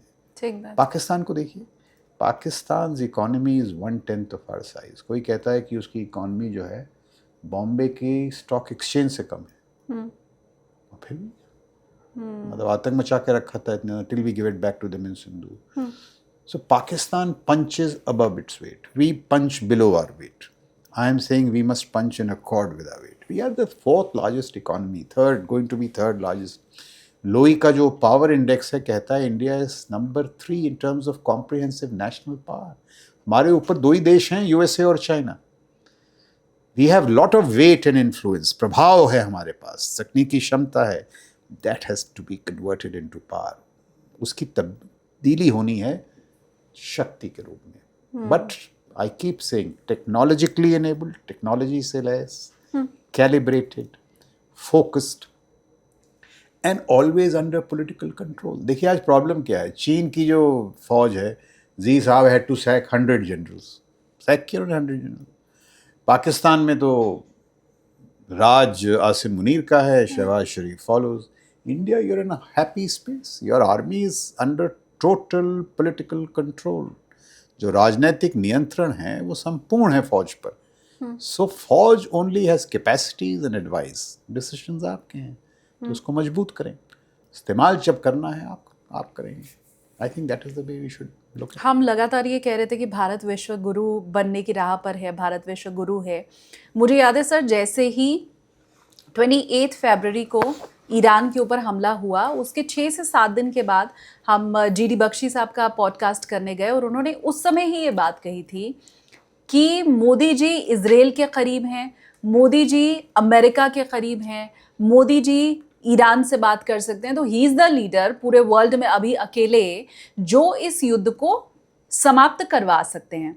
अब हम ये देख रहे हैं कि पाकिस्तान के अंदर बैठ के शांति वार्ता हो रही है, तो वो जो सोशल मीडिया पर चल रहा है कि मौके पर चौका तो पाकिस्तान ने मार लिया, आपको भी लगता है ऐसा कुछ है? देखिए हुआ क्या है इसमें, फॉर सम रीज़न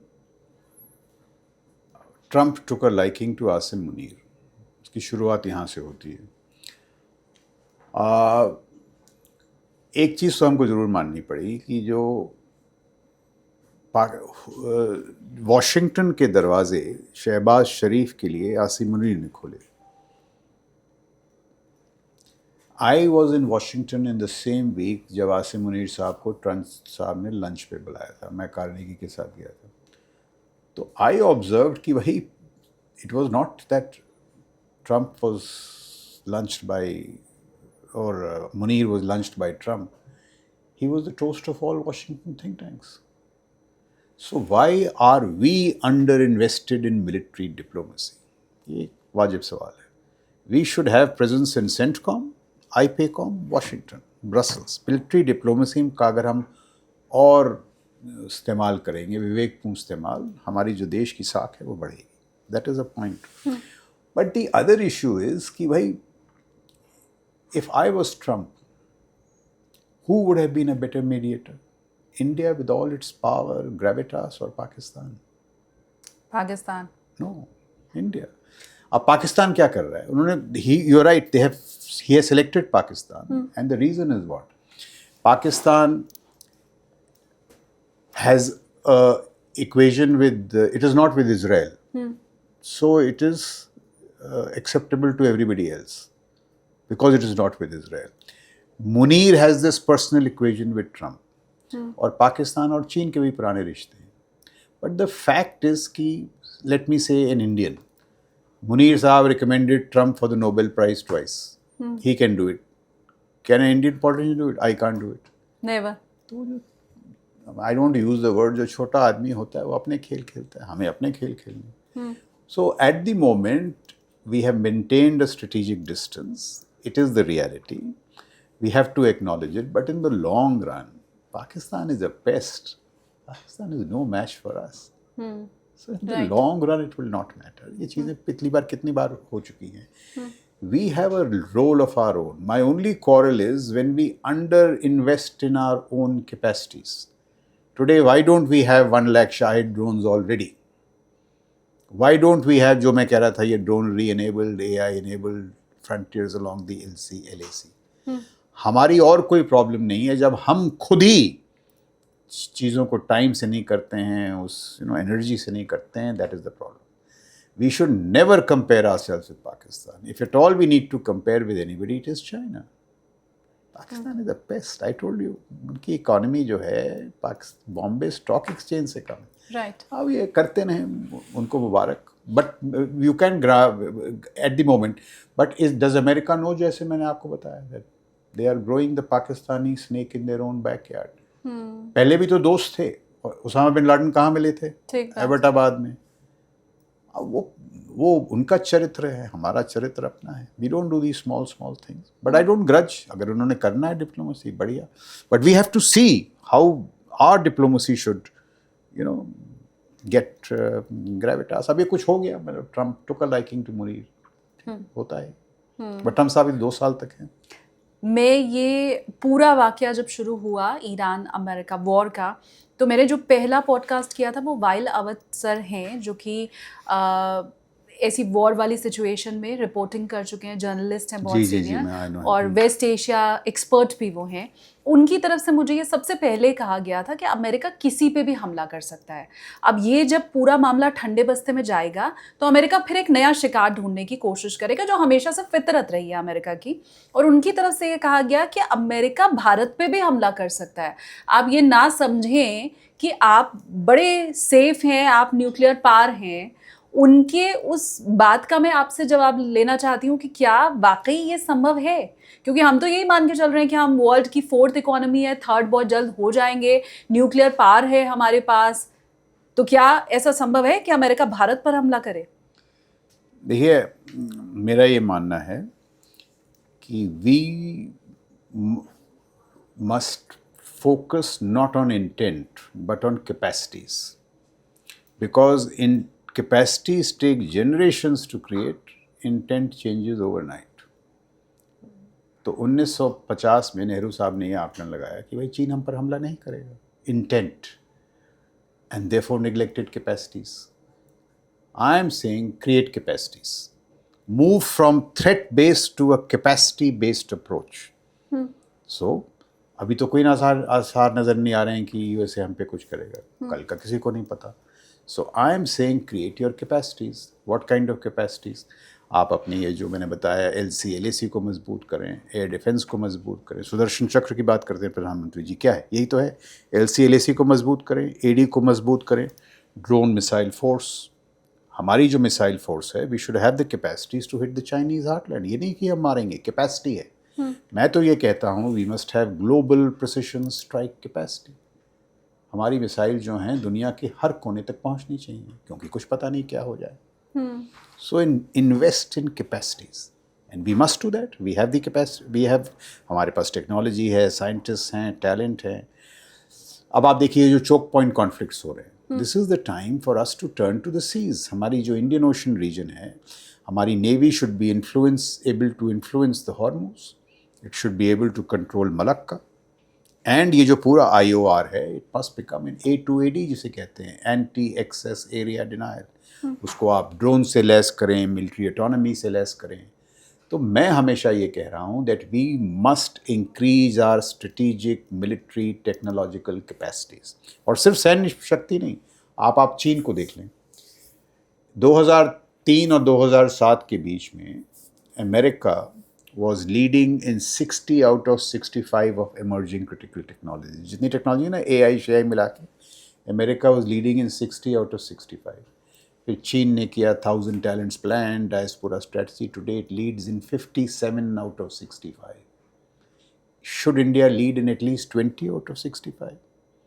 तो I am saying capacities. Why technological capacities? Because AI से आपको सिविलियन क्षमताएं मिलेंगी, सैन्य क्षमताएं मिलेंगी। They are all dual use, they all lie at the cusp of civil military fusion. So grow technological capacities, grow military capacities, but for deterrence. We will not use them on anyone. But if the need arises, we must deter the United States also. It's not to be used against anyone. Just like the Americans have a global presence. अब we are now in the big league. पहले हम नहीं थे। मैं आपको दोबारा बता रहा हूँ, 4th largest economy. And when you are in the big league, खतरे भी बढ़ते हैं। बिग लीग में भाई चीन की क्या सोच है क्या पता, अमेरिका की सोच है क्या पता। So since we are in the big league, we have to step up our game.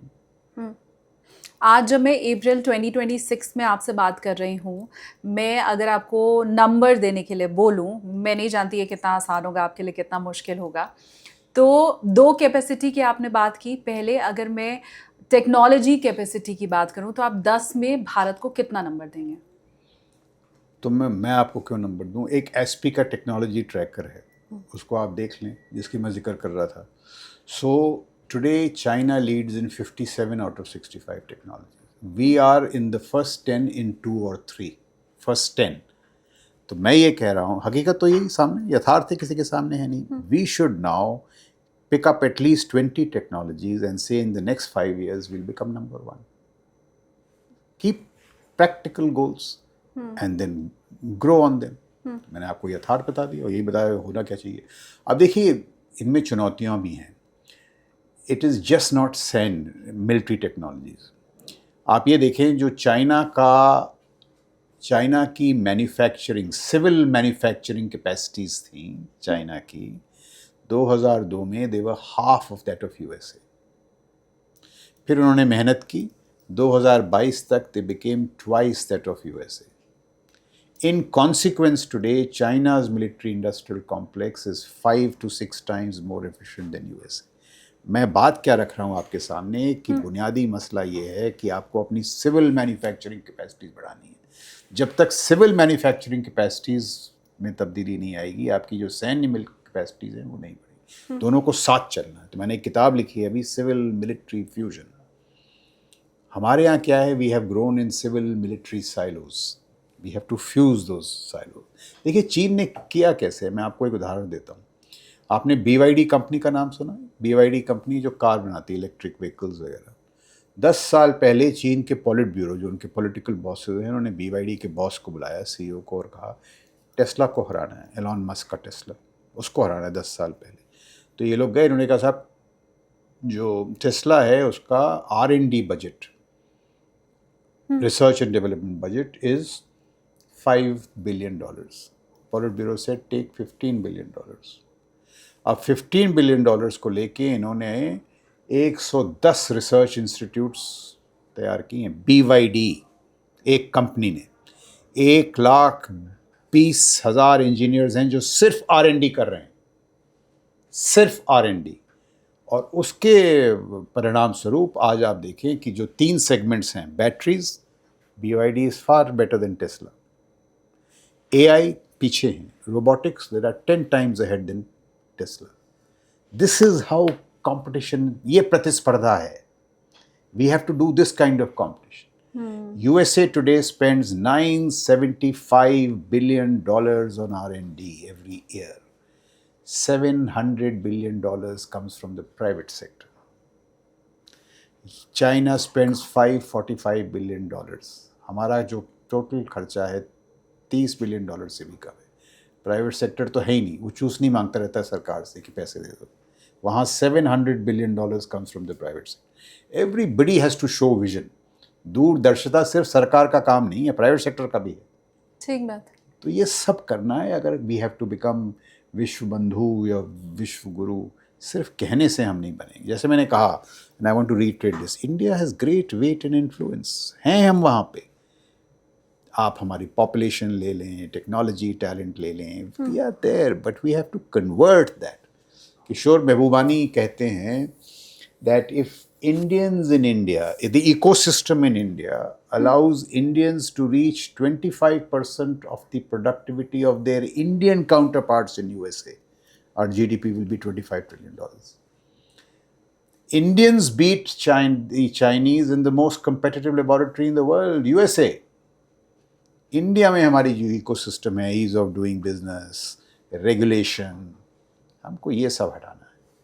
तो बिल्कुल विश्व बंधु बनने की प्रतिज्ञा होनी चाहिए, विश्व गुरु बनना चाहिए, बट सिर्फ कहने से तो बनेंगे नहीं हम। एक चीज़ मुझे लगता है इसमें मिसिंग रह गई, हालांकि बहुत से लोगों को शायद मेरी ये बात बुरी भी लगे कि हर साल कहीं ना कहीं चुनाव आएगा, फिर उसके बाद फ्रीबीज की राजनीति शुरू होगी और वो पैसा शायद जो टेक्नोलॉजी में लगना चाहिए वो शायद दूसरी तरफ चला जाता है, क्योंकि हाथ में पैसा तो चाहिए सर। टेक्नोलॉजी में आपने बताया कि उन्होंने बोला कि एलन मस्क का तो R&D वाला जो खर्च है वो 5 ट्रिलियन है, उन्होंने कहा 15 ले लो तुम हमसे। तो वो शायद एक पैसे की कमी, मैं नहीं जानती कितना, बस एक मेरा अनुमान ये है। आपने कहा तो इस पे भी थोड़ी चर्चा करते हैं। Europe contributes 50% of the global GDP, मतलब धन है यूरोप में, और 19% ऑफ ग्लोबल GDP यूरोप से आता है, but they also contribute to 50% of social welfare spending. So everybody does it. Freebies हर जगह हो रही हैं यूरोप में भी। So I am not justifying it, I am just giving you a comment. China is socialist. पर क्या वो इंडिया जैसी? एक मिनट, वही तो, चाइना इज ऑल्सो सोशलिस्ट। भाई वहाँ पे भी जो इन्होंने अभी जी साहब ने पीछे पड़े थे जैकमा वगैरह के, सर भाई he said, he made a statement, we have made enough wealth, now the time has come to convert that wealth into power. अच्छा, तो हमको भी, बिल्कुल मैं आपको मानता हूँ कि फ्रीबीज कम करनी चाहिए, प्रधानमंत्री जी ने भी ये कहा है, but the point really is not of freebies. मैं कल्चर की बात करता हूँ। अगर इनोवेशन का सबसे बड़ा दुश्मन फ्रीबीज नहीं है, रेगुलेशन है। 100 कानून, वो जो स्टार्टअप बेचारे यहाँ 60 फाइल को चेज करता है, वो फाइल कम कर दीजिए। There are other issues. What stops the private sector from investing in R&D? वहाँ फ्रीबीज का क्या सवाल आ गया? जो हमारे प्राइवेट सेक्टर के जो हॉन्चोज हैं उनको पता नहीं कि अमेरिका स्पेंडिंग 700 बिलियन, इसमें फ्रीबीज कहाँ आ गई? We talk of cooperative federalism कि भाई उत्तर प्रदेश और केंद्र सरकार में संयम होगा। China, there is vicious competition. The Beijing mayor competes with the Shanghai mayor. If you are the Beijing mayor and the Shanghai mayor, my startups will compete with yours. And if my startups win, you get promoted. I get promoted. Competition. इन सब बिल्कुल freebies पे नजर रखिए, but ये सब चीज़ों से freebies से कोई ताल्लुक नहीं है। कल्चरल चेंजेस, हम हर स्टार्टअप्स को 10 और रेगुलेशन से घेर लेते हैं। ठीक बात। I'm quoting the Prime Minister. He said, release the forces of innovation, energy and enterprise from the scourge of process and procedure. नियमों का जाल जो हमने बिछा रखा है, इसको हटाएं और फिर प्रीवियस पे भी नजर डालें। ठीक बात। Any country, how can you neglect the very poor? They have to be taken care of. Some of them may be freebies, but everything is not. मेरे और आपके लिए नज़रिए से DTC बस में टिकट देना फ्रीबी है, उस बेचारे के लिए नहीं है, उसका तो रोज़ का ही है।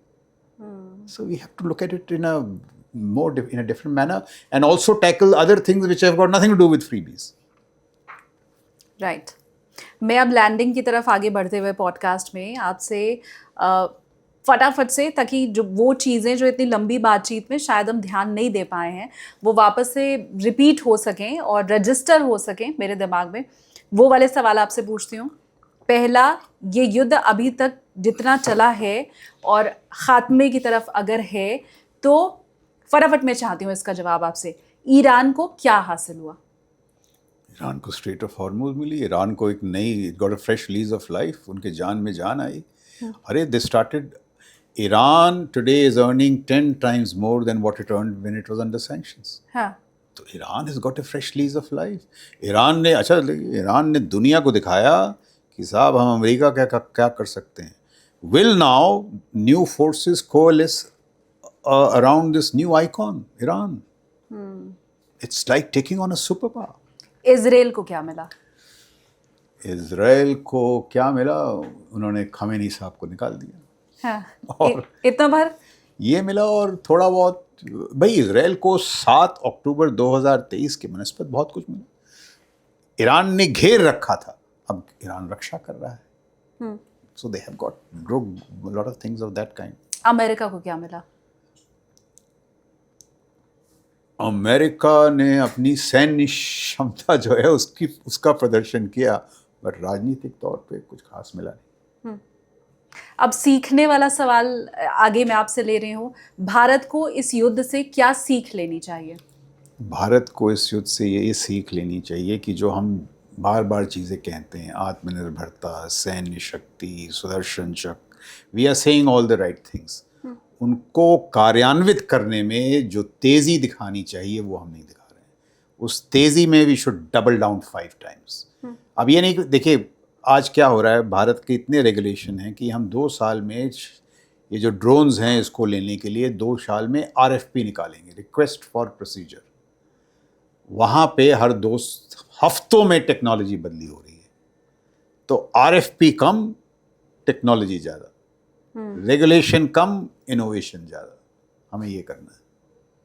पूरे विश्व में इस युद्ध से अमेरिका, ईरान, इजराइल को छोड़ के कोई ऐसा देश है जिसे बहुत कुछ हासिल हुआ? चीन।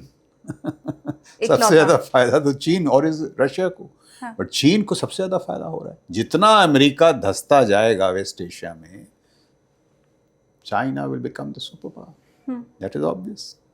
एंड रशिया को मैंने आपको बताया $150 मिलियन हर रोज अभी मिल रहे हैं। वो पैसा कहाँ जा रहा है? आधे से जा रहा है यूक्रेन युद्ध में। रशिया ने भी क्या कोई सीख हासिल की होगी इस युद्ध से? सीखने जैसा कुछ है रशिया के लिए? रशिया के नेवी के लिए, रशिया क्या सबके लिए सीखने के लिए चीज़ मैंने आपको जो बताया, the power of symmetry, missile mathematics, cost, also things what the Americans and Israelis do, AI. अब AI कोई, they are not things of the future, they have happened. All targeting in Venezuela and the Gulf happened on AI enabled packages, which means now you are doing your targeting at machine speed. America has engaged 15,000 targets in a month. Pre-AI it was not physically possible to engage 1,000 targets in a month. These are marvelous developments. Drones का कमाल आप देख लें, जो मैंने कहा पूरा cost mathematics, वो आप देख लें। बड़ी they are huge lessons to learn. Energy security. Suddenly energy security. We suddenly realized कि हम इतना कह रहे थे, बट 60% LPG कतर से आ रहा था। हर रोज मेरे ख्याल से 3 जहाज या 4 जहाज आते हैं, 3 ऑयल के, 1 गैस के, और वो सब फंसे हुए थे हॉर्मुज में। So we need to create, मैं ये कहता हूँ कि भाई जो हमारा ऑयल गैस रिजर्व्स हैं, we have to step double down on the technological capacities. We also have reserves. ये कब तक हम एनर्जी डिपेंडेंट रहेंगे? हम रिन्यूएबल्स की बात कर रहे थे, क्या हुआ? Solar, nuclear. आई मीन देखिए, as I keep saying, now we are in the big league. अब हमको हर जगह, हर क्षेत्र में हमको तरक्की करनी है। वी कांट से कि भाई सैन्य तरक्की करेंगे, एनर्जी सिक्योरिटी पे नहीं करेंगे। We have to invest in everything. और हम कर क्यों नहीं सकते? We are 143 crore people, smart people, talented people. हम क्या कमाल कर रहे हैं हर जगह। यूएसए वगैरह में देख लें, क्रिकेट टीम हमारी क्या कर रही है, आपने जो उसको आज़ाद कर दिया।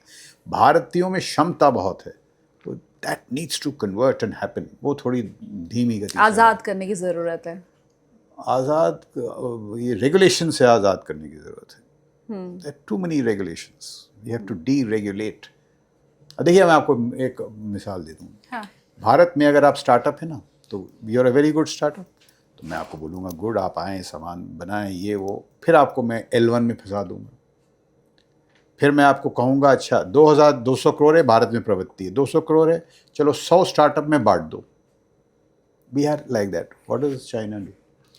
If you are a very good startup, मान लिया आप ये बना रही हैं कैमराज, आपके दरवाजे पे एक दिन PLA आ जाएगी, पीपल्स लिबरेशन आर्मी, और कहेंगे शालिनी जी आपको हम ऑर्डर देंगे कैमरा के लिए। आप बोलेंगे PLA? वो आपको कैमरे का ऑर्डर नहीं देंगे। They have spotted your talent, and now if you are talented they will hold your hand till commercial viability. वो आपका हाथ पकड़ेंगे ताकि आप मार्केट खेल सकें।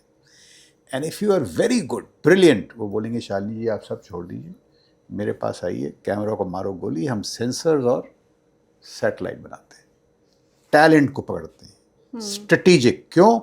हम साथ में ऐसा काम करेंगे कि वो जो अमेरिकी स्टार्टअप जो उभर रहा है ना, उसको हमें करना है। No L1, look at how they do. We do it from a financial narrow angle, they do it from the strategic angle. अब ये जो सोच है ये हम में लानी है। हमारे जो पूर्वजों ने हमको समझाया था, जब बोला था साम दाम दंड भेद, मतलब यही था, और हम बड़े नौसिखिए हो गए, L1 शेलवन में फंसते जाते हैं। So we need to change our whole outlook in this competitive phase. I keep saying now you're in the big league. यहाँ प्रतिस्पर्धा अलग है। It cannot be those L1 शेलवन दुनिया के। L1 has become a disease. अगर आप सरकार में हो तो you will identify with what I'm saying. It's become a disease of mediocrity. We have to move to H1, best talent, best technologies. वो हमारी सोच जो है बड़ी धीरे धीरे परिवर्तित हो रही, वो नहीं हो रही, उसमें तेजी लानी। उम्मीद मैं करती हूँ, वैसे आपकी बात ऊपर तक सुनी जाती है मैं जानती हूँ, लेकिन वो सुनने के बाद एक्शन भी हो तो फिर बात बने। आपने जितनी सीख बताई है भारत के प्रोस्पेक्टिव से कि इस युद्ध से हमें, जी सिर्फ मेरी बात नहीं सुनी जाती, सबकी बात सुनी जाती। आप बोलें, मैं आपको तजुर्बे से बता रहा हूँ कि एक चीज़ को कार्यान्वित करने के लिए you have to sing that song for 25 years. हमने 30 साल गाना गाया तो हमें CDS मिला, अब 40 साल से गा रहे हैं, तो शायद थिएटर कमांड मिल जाए। You have to keep singing that. Not me. आप भी गाएं, जो आपके दर्शक, आपके podcast, everything is important in these narrations. If we speak the truth, मेरा कोई पर्सनल एजेंडा तो है नहीं, आपका भी कोई पर्सनल एजेंडा, तो we must speak the truth so that India becomes strong. और हमको क्या चाहिए?